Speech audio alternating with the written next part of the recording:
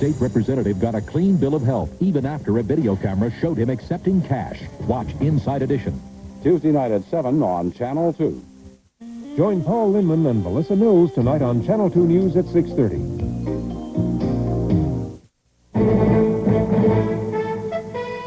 From ABC, this is World News Tonight with Peter Jennings.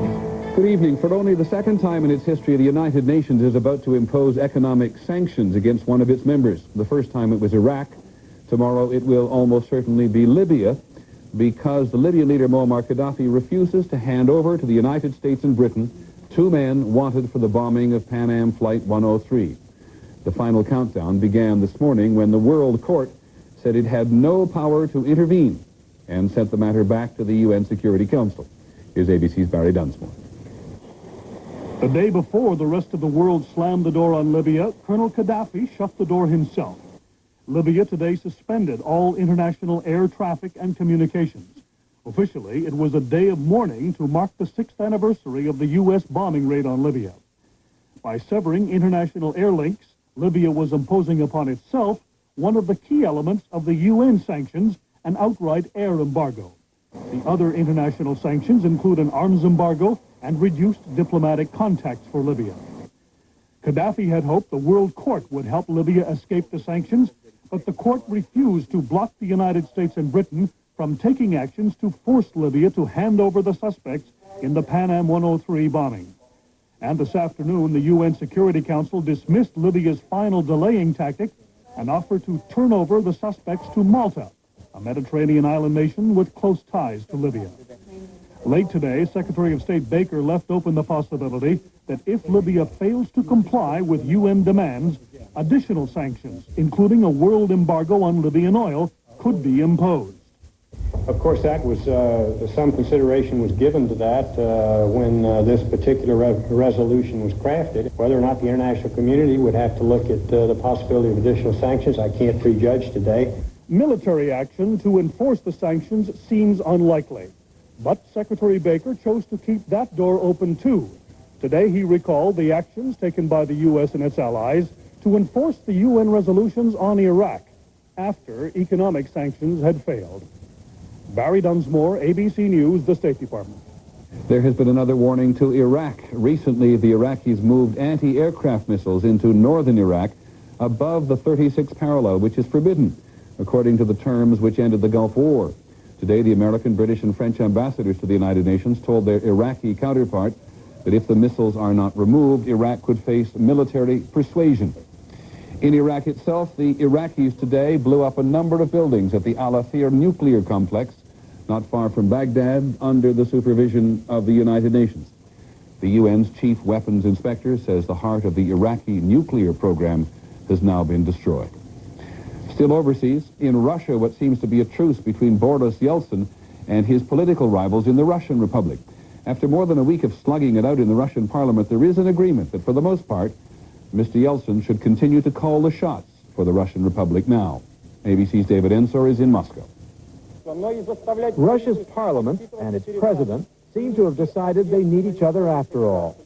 A declaration passed today by Parliament allows Yeltsin to go ahead with his free market reforms, but under some limitations that Parliament wants. The delegates insist there must be more protection for Russia's neediest citizens, those who have been hardest hit by rising prices.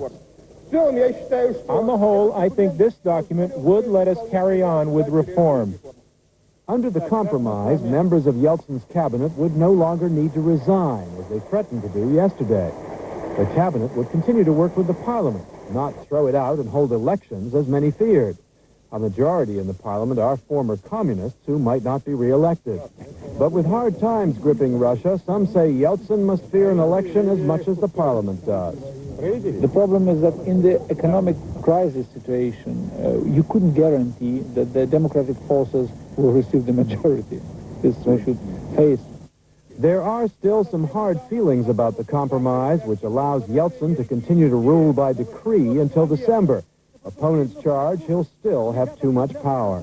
And in the Russian way, the president, he will become the new Russian Tsar. On the sidelines, the West can only watch and worry. In Moscow, Treasury Secretary Nicholas Brady made it clear that the help the West has promised hangs in the balance. The $24 billion we're talking about depends on economic reform. When the political dust clears, reform should still be on track. But there are likely to be aspects of the compromise that's emerging that will make the West uneasy. David Ensor, ABC News, Moscow. When we come back, some of the other news. Chicago tries to plug the leak on the American agenda tonight, trying to force welfare recipients to get a better grip on their lives. And biologists in Indiana trying to build a better bat box. This is World News Tonight with Peter Jennings.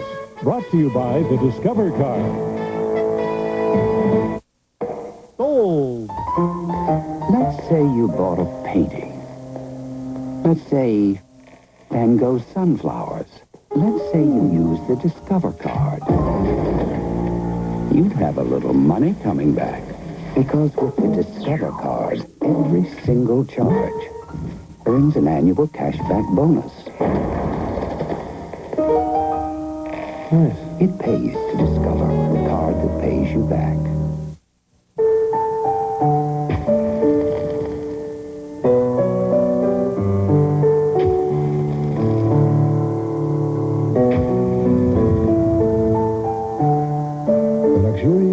Chrysler LeBaron series, starting at under $14,000. The perfect balance between self-indulgence and common sense.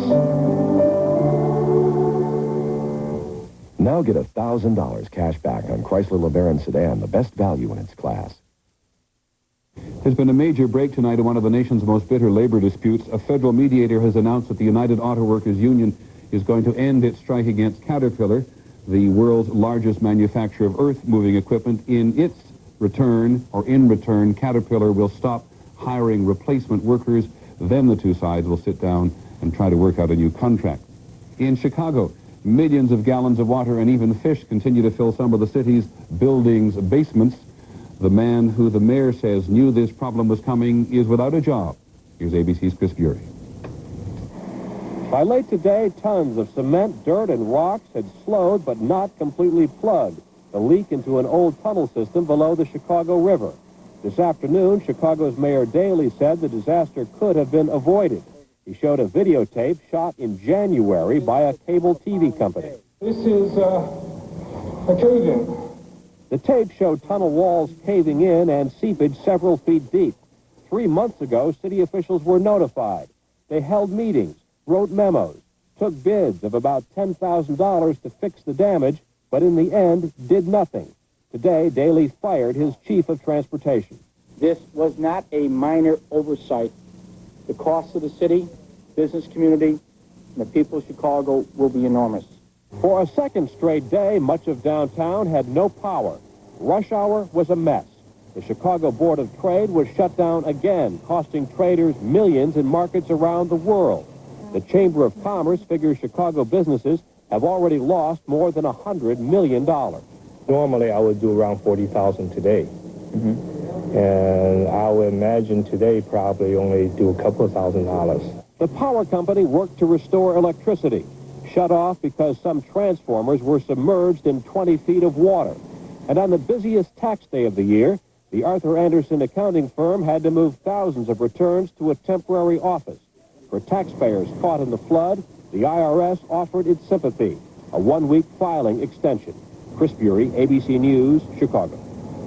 In national economic news today, further evidence that the road out of the recession may be fairly bumpy. Retail sales, which had moved up in January and February, went down in March, 0.4%. Moreover, in some parts of the country, some of the streets are no longer as well lit. Some of the latest books aren't in libraries. What are we talking about? The direct effect of sales tax not collected. Here's ABC's Gary Sheffer. Because of the recession, Californians are not spending money the way they used to. With retail sales down sharply, so are sales tax revenues. And the state's cities and counties, which desperately need that income, are being hurt. In San Diego, it hasn't been this bad since the Depression years. This year we have about a $25 million revenue shortfall because of the recession, and about $15 million of that is directly attributable to the sales tax. City officials have declared a hiring freeze and hope to save $4 to $5 million by not replacing many older vehicles in the police department motor pool. San Diego County is also in serious trouble. Public health clinics are being closed from time to time, and when they are, employees give up their pay. The libraries are doing the same thing and are not buying any new books. The municipal courts are reducing their operating hours, and judges are sacrificing a week's pay. If we don't do something to save money now in the salary field, people are going to lose their jobs. The city of Costa Mesa is considering only turning on every other street light each night to save $70,000 a year on electricity. Even Beverly Hills has not escaped the impact of falling sales tax revenues. Many of the city's trees won't be trimmed this year, and this fire station will not get a new coat of paint. I think people are going to be upset when they aren't able to check out a library book on the day that they wanted to, or they can't get their case heard on the day they want to. But there really is no other option. We don't print money. But the city of San Diego is coming close. It has opened its own retail store where it sells worn-out equipment that in more affluent times would have been thrown away. Old parking meters go for $39.95. Fire hydrants bring in $325 apiece. And there are plenty of old signs. This one, the most popular, retails for $20, plus sales tax, of course. The enterprise has already earned $50,000. California was one of the last states to feel the recession, and economists here say it is likely to be one of the last states to come out of it.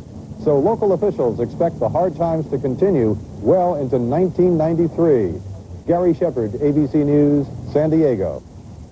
On Wall Street today, the Dow Jones Industrials gained more than 36 points to close at 3306, another record high, and the trading was heavy. In Tokyo today, forbidden rice. At an American food fair, the Japanese government has, for the first time, allowed foreign rice to be publicly displayed. It's not for sale, mind you. Imported rice is illegal in Japan. In fact, among all the Japanese trade barriers, the rice curtain has proved to be the most impenetrable. Consider the case of the Japanese rice wine, sake. ABC's Bill Rediker is in Tokyo. At the Kawachiya discount liquor store in Tokyo, Japanese shoppers are snapping up an American import, California sake. Price is the reason.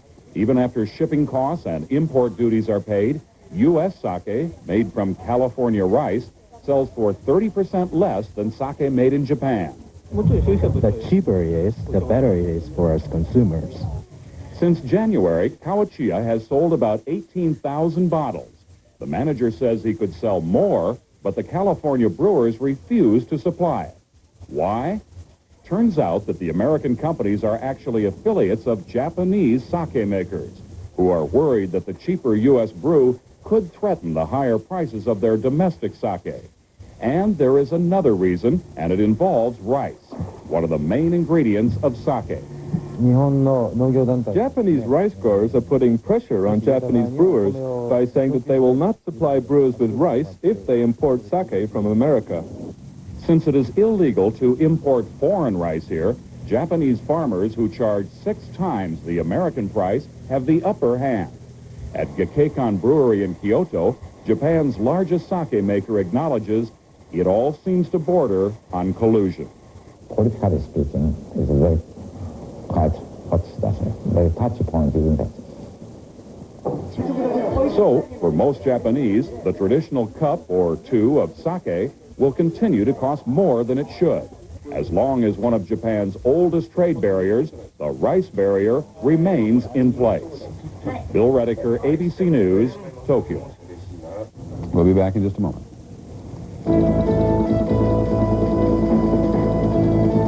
Ask anyone who's driven a Ford lately. Like the people from Car and Driver, who've named Taurus SHO one of their 10 best. The people from Motor Trend, who named Explorer the best buy in its class. Or any one of the thousands of people who've made Escort the best-selling small car in America. Have you driven a Ford lately? It's more than just a question. It's an answer. Fleischmann's Margarine asks, what is good?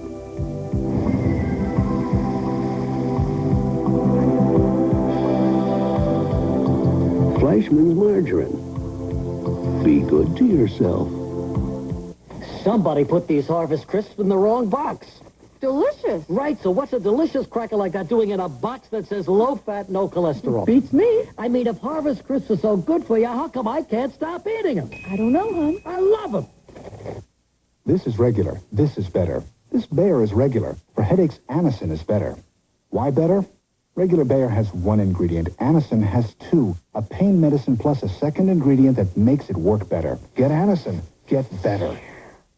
Why are these people smiling? They've got new Polidin for partials with the power to clean the pearly part and the metal part. And the best part, it only takes 5 minutes. So get new Polidin for partials, unless you're already too good looking as it is. In medical news today, irregular heartbeats. Hundreds of thousands of Americans have them. It can be a very serious condition, and in some cases, if not attended to, people can die as a result. And so doctors often recommend an expensive and quite frightening diagnostic test, whereas a new study indicates the test may not always be necessary. Here's our medical editor, Tim Johnson. How are you doing, Mr. Russell? Louis Russell, a 71-year-old realtor, is about to experience a brush with death planned by his doctor. He has come to the Cleveland Clinic to find out why his heart started beating so rapidly last week that he got dizzy and almost fainted. In this special electrophysiology lab, doctors have inserted wires into his heart to try and reproduce the irregular heart rhythm and determine if they can treat it with medication. 2 hours into the study, the monitor shows the doctors have succeeded in causing his heart to beat more than 3 times faster than normal. The doctors can now identify his rhythm problem, but the increased heart rate could kill Russell in minutes if not stopped. Mr. Russell! Okay, go ahead. Let's go. To stop it, an electrical charge is applied, but it doesn't work. Fortunately, a second shock returns Russell's heart to a normal rhythm. Open your eyes, Mr. Russell. How you doing? Say something. For patients with dangerous heart rhythm disturbances, these special labs have been very helpful. But doctors have wondered whether similar results could be achieved with a simple device called a Holter monitor, which involves attaching electrodes to the chest for 24 hours to continuously monitor and record the patient's heart rhythm. Today's study comparing the two methods surprisingly suggests that for as many as 100,000 patients a year, the inexpensive Holter monitor might work just as well. I suspect that a good portion of those 100,000 electrophysiologic studies each year will not be done anymore. Not everyone agrees. I think it will raise questions about some of those studies. I think the number of 100,000 is far overestimated. Even though some heart rhythm experts criticize today's report, it has clearly raised the possibility that for many patients, expensive and frightening technology may be no better than simple monitoring. Dr. Timothy Johnson, ABC News. When we come back, the American agenda, trying to get people off welfare.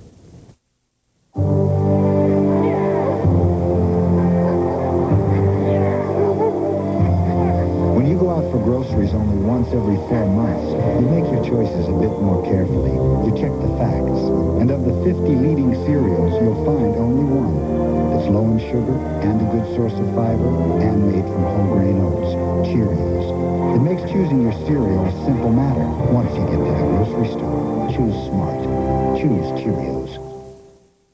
Oh, what people do to clean tough stains under the rim. Because for some bowl cleaners, that's a real stretch.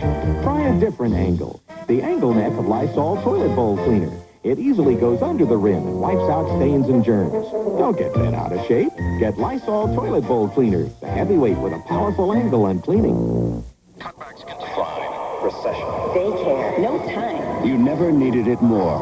1,000 milligrams of pain relief for today's headaches. Introducing new extra-strength Bayer Plus with Stomach Guard. For headaches, now there's no pain you can't bear. On the surface, it's a perfect neighborhood. But beneath the surface, there could be trouble brewing in the septic system. Ask anyone who's had a backup. Better to maintain your system. That includes Rid-X once a month. Rid-X helps keep your system free-flowing. And regular maintenance, including Rid-X, helps prevent backup. Look beneath the surface. Use Rid-X once a month. With a luxury car like the new J30 from Infiniti, You may be expected to drive with a certain decorum in public. What you do behind closed doors, however, is your own business.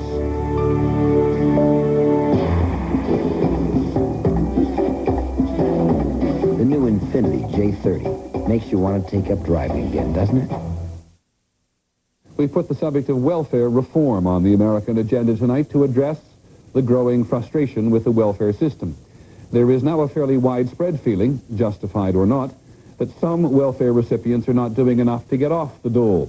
There is a federal law that says if you want government assistance, you have to show that you're at least trying to find work. A number of states are now going further. Our agenda reporter is Rebecca Chase. A group of young mothers supported by welfare. My mother had me when she was 16, and I had him when I was 16. At the present rate, 1 child in 3 born today will be on welfare. Among minorities, 4 children in 5. How many of you are married? 1 child in 4 is born out of wedlock. Since my mother raised me by herself, I think I can raise my daughter by myself, so it doesn't really matter. A child raised by a single parent is 6 times more likely to be poor than a child raised by 2 parents. I first moved in when I was 7 years old in this apartment, yes. 1/4 of those on welfare will remain there for more than 10 years.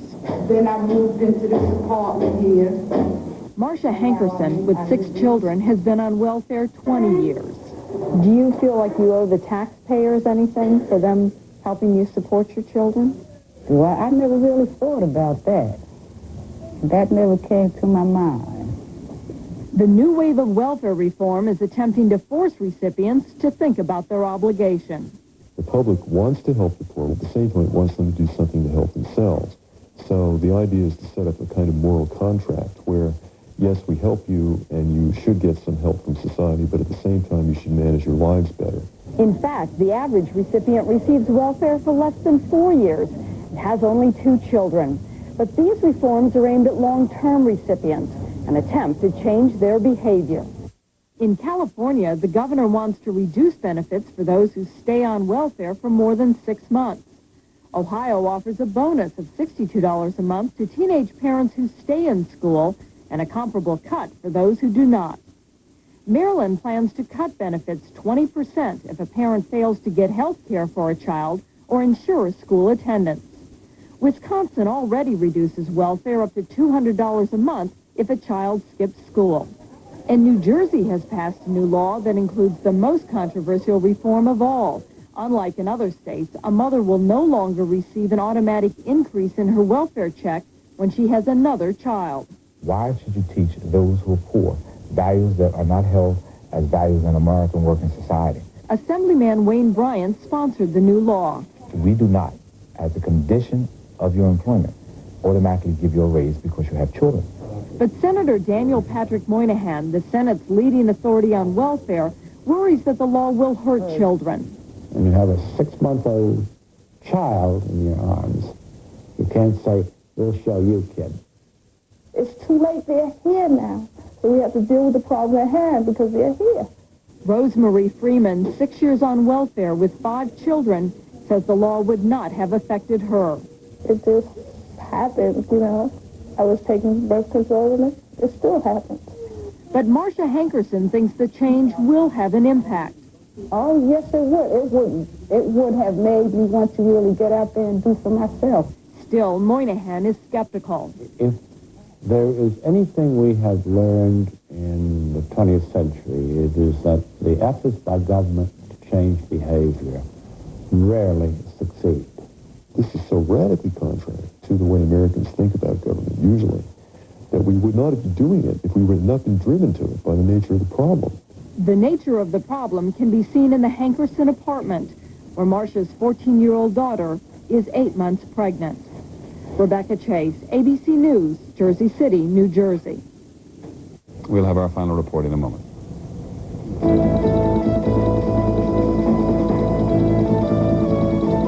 It could start in your office, in your home, over lunch. But now, wherever heartburn starts, this is where it ends. Introducing new Maalox Heartburn Relief Formula. No ordinary antacid works like this one to put out heartburn. Why cook in oil, margarine, or butter? All natural Pam adds only 1/10 the fat and calories and keeps food light and delicious. Pam Cooking Spray, because how you cook is as important as what you cook. On November 11th, 1940, a legend was born in Toledo, Ohio. Jeep. Jeep earned its stripes before most of us were out of knickers. Tough, unstoppable, go anywhere, get the job done. But all the odds, a lot of people don't know that Jeep is part of Chrysler. So now it's our job to keep the legend alive. And this is where we'll do it. Our new billion-dollar assembly plant in Detroit, Michigan.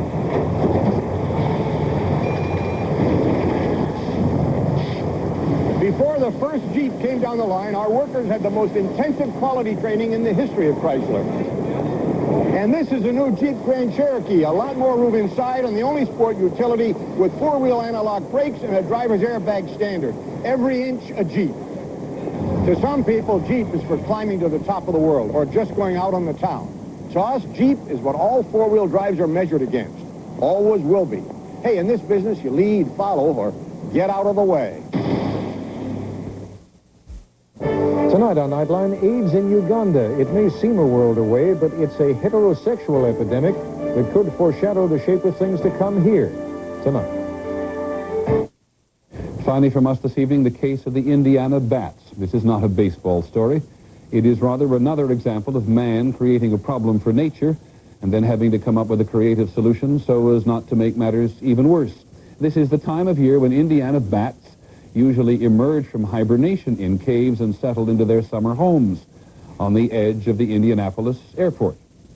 And there's the rub. Here's ABC's Tom Foreman. When the Indianapolis airport launched plans for a new runway, no one expected the idea to fly right into trouble. But in a small patch of woods where the runway is going, trouble is exactly what was waiting. The problem was that this was a summer home for the endangered Indiana bat. Since 1960, the bats have lost much of their breeding grounds. More than half have died off. It's obvious that no species can sustain that kind of loss for any period of time and continue to exist. So biologists, paid $3.5 million by the airport, are building an artificial bat habitat close to the original stand of trees. This is a bat box. It hangs like this, and the bottom's open, and the bats will fly in underneath, grab it, and then crawl up, and then hang from the slats. The idea is experimental, so dozens of small and large bat houses are being erected. Wooden shingles are hung to imitate the loose bark under which Indiana bats raise their young. Even whole trees are being moved from the old site to the new one, all in hopes of enticing the bats to live here. What we're trying to do is provide a variety of alternatives that may be more or less attractive to this particular species. The project has been a learning experience for all involved. Environmentalists say they've learned a little more about airports. The airport officials say they've learned a lot more about bats. Well, I hope it sets a good example where you can work together and everybody wins. But will it work for the bats? When they come out of hibernation in their caves, biologists are hoping they will head for their new homes like bats out of an airport. Tom Foreman, ABC News, Indianapolis. And that is our report on World News Tonight. I'm Peter Jennings. Good night. Tuesday, divorce is a family affair. My husband's in the mob. He's big. Law represents you. I ain't afraid of you. And my lawyer ain't afraid of you neither. You could end up as landfill somewhere in the state of New Jersey. Ignore it. Civil Wars, Tuesday. I hit you with a baseball bat, you whack. Up next on Channel